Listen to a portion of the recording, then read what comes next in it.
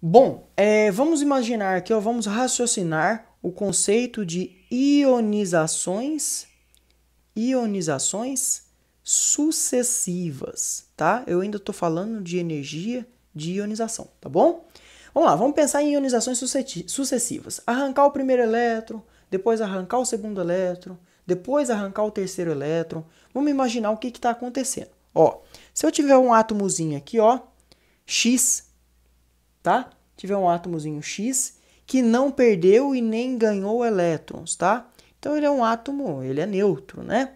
Beleza. Se eu fornecer para ele a primeira energia de ionização, se eu fornecer para ele, ó, a primeira energia de ionização, o que vai acontecer com esse átomo? Ele vai perder um elétron. O elétron vai abandonar o átomo porque eu fornecer a energia mínima necessária para arrancar esse elétron. Na hora que isso acontece, gente, o átomo vai se tornar um cátion. E nós já aprendemos que o raio do cátion é menor do que o raio do átomo neutro. Então, o cátion formado aqui, ó, vai ser menor do que o átomo neutro. Beleza? À medida que eu arranquei um elétron, eu formei um cátion. E o raio desse cátion é menor do que o raio do átomo neutro. Bom, se o raio diminuiu, então, quer dizer que arrancar o segundo elétron vai ser fácil, ou vai ser mais fácil, ou vai ser mais difícil? Bom, se o raio diminuiu, quer dizer que os elétrons estão sendo atraídos pelo núcleo com mais força. Quer dizer que os elétrons estão mais próximos do núcleo. Se os elétrons estão mais próximos do núcleo, é mais difícil arrancar esses elétrons. Afinal de contas, eles estão sendo puxados pelo núcleo com mais força. Então quer dizer que é mais difícil arrancar esse segundo elétron. Isso faz com que a segunda energia de ionização seja maior do que a primeira, tá? É mais difícil arrancar esse segundo elétron.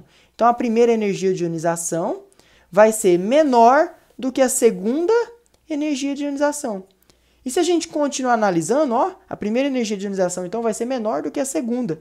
Beleza, fornecer a segunda energia de ionização, que é uma energia maior. Afinal de contas, é mais difícil arrancar esse elétron. O que vai acontecer com o raio desse cátion? Vai diminuir mais ainda. Ok? Depois que ele perdeu o elétron, ele formou um cátion bivalente aqui agora, fica mais difícil ainda arrancar o próximo elétron.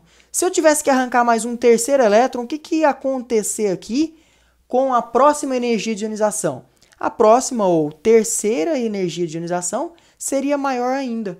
Então, à medida que eu vou arrancando elétrons em sequência, a retirada do próximo elétron é sempre mais difícil. Ela é sempre dificultada, tá bom?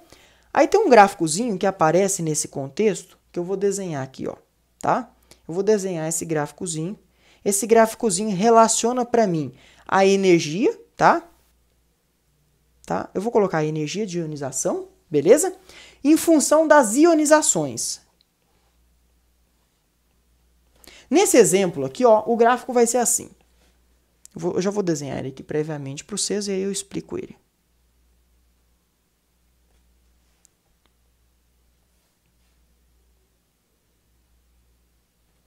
Bom, ó, aqui está a primeira energia de ionização, a primeira ionização com uma respectiva energia de ionização, a segunda ionização com uma respectiva energia de ionização que agora é maior, e a terceira energia de ionização com uma respectiva energia de ionização que é maior ainda.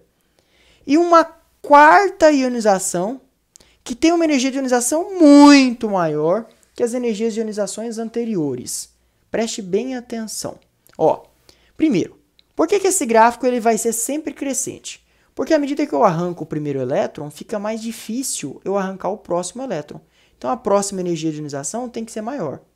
À medida que eu arranco o segundo elétron, fica mais difícil arrancar o próximo elétron. Então, a energia de ionização só vai crescendo, tá bom? Olha para você ver o que aconteceu. Do terceiro para o quarto elétron, a energia de ionização teve um salto enorme, aumentou um tantão. Por que aumentou esse tantão aí? Bom, vamos raciocinar comigo. Ó. Se esse átomo tiver 3 elétrons de valência, na hora que ele perdeu o seu terceiro elétron de valência, a nova camada de valência vai ser a camada anterior, que está muito mais próxima do núcleo. Como essa próxima camada, né, essa camada anterior, que está muito mais próxima do núcleo, deixa os elétrons muito mais próximos do núcleo, a atração sobre os elétrons aumenta muito. E se a atração sobre os elétrons, que agora estão numa camada mais próxima do núcleo, aumenta muito, quer dizer que fica muito mais difícil retirar o próximo elétron. Então, quando eu olho para um gráfico desse, eu tenho que saber que se as 3 primeiras ionizações foram mais baixas e da terceira para a quarta ficou muito mais difícil, significa então que esse átomo, tem 3 elétrons de valência. Se eu tivesse 4 pontinhos muito próximos lá embaixo, se o gráfico fosse assim, ó, e o quinto pontinho fosse lá em cima, então o gráfico fosse assim, ó, o quinto pontinho fosse lá em cima, tivesse 4 aqui embaixo e o quinto fosse lá em cima, eu olhando para esse gráfico eu teria que saber que esse átomo tem 4 elétrons de valência.